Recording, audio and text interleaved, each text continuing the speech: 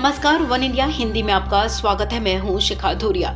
संसद में प्रधानमंत्री नरेंद्र मोदी ने जिस तरह से कांग्रेस और पंडित जवाहरलाल नेहरू के बयानों का जिक्र किया, उस पर अब प्रियंका गांधी ने पलटवार किया है। प्रियंका गांधी ने कहा कि मैं हैरान हूं कि पीएम मोदी अभी भी पुरानी बातों पर फंसे हैं।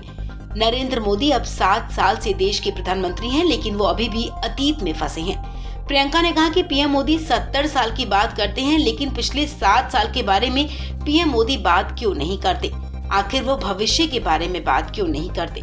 प्रियंका गांधी ने कहा कि उन्हें बताना चाहिए कि पिछले 7 साल में उनकी सरकार ने क्या किया, कितने रोजगार दिए। उन्हें बताना चाहिए को गरीबी रेखा के ऊपर लेकर आए हैं। प्रियंका गांधी ने निशाना साधते हुए कहा कि कांग्रेस की सरकारों ने जिन लोगों को गरीबी रेखा से ऊपर उठाया था, वो वापस से फिर क्यों गरीबी रेखा के नीचे चले गए। प्रियंका गांधी ने कहा कि मुझे समझ नहीं आता कि उनका कांग्रेस पार्टी और नेहरू जी के लिए इतनी सनक क्यों है। देखिए, सब जानते हैं कि नेहरू जी ने इस देश के लिए क्या किया है। सब जानते हैं कि देश की स्वतंत्रता संग्राम में नेहरू जी की क्या भूमिका रही। अब आप किसी तरह से इतिहास को मिटाना चाहते हैं तो प्रयास करिए, लेकिन सच्चाई तो सामने आएगी ही। प्रियंका गांधी ने कहा कि मैं जनता से कहना चाहती हूँ कि ये चुनाव आपके लिए है। गरीबी पूरे प्रदेश में है। महंगाई से आप इतने संकट में हैं कि बढ़ती हुई महंगाई का आप सामना नहीं कर पा रहे। रोजगार नहीं है। प्रियंका गांधी ने कहा कि इन मुद्दों पर अपना वोट दीजिए, अपना वोट व्यर्थ मत कीजिए।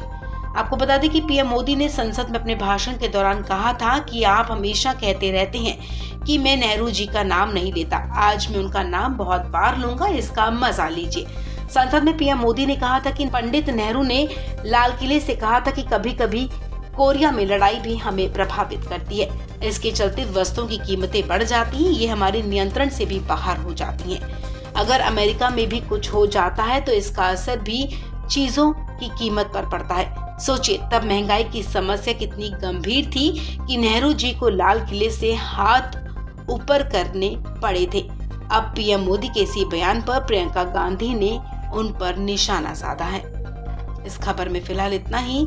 तमाम अपडेट्स के लिए आप बने रहें वन इंडिया हिंदी के साथ।